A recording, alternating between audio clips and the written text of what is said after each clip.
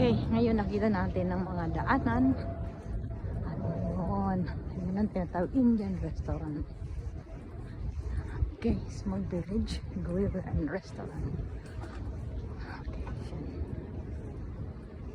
Ito ang street niya.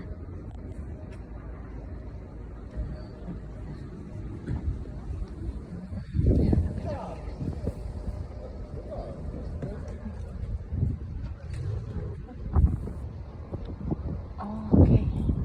Ito pala yung napuntang ko kahapon.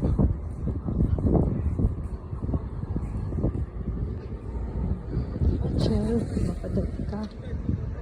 Ano? Restaurant siya. Pero titingnan natin, anong mayroon? What we have. Kasi ako yung nagugutom, I need something to eat. Ayun. Ayun ang mabigat na. Hindi ko masyadong pinapansin Indian. Something Asian. Yung something different. Nakalitain. Ito naman, ano ba to? Polish shop. Polish. German shop.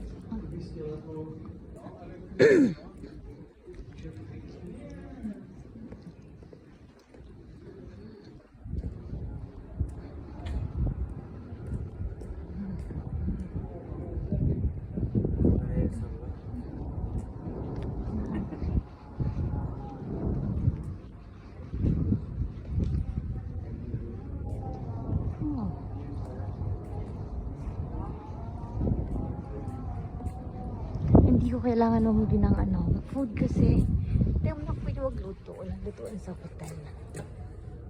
Maraming pagkain. Ang ganda naman dito.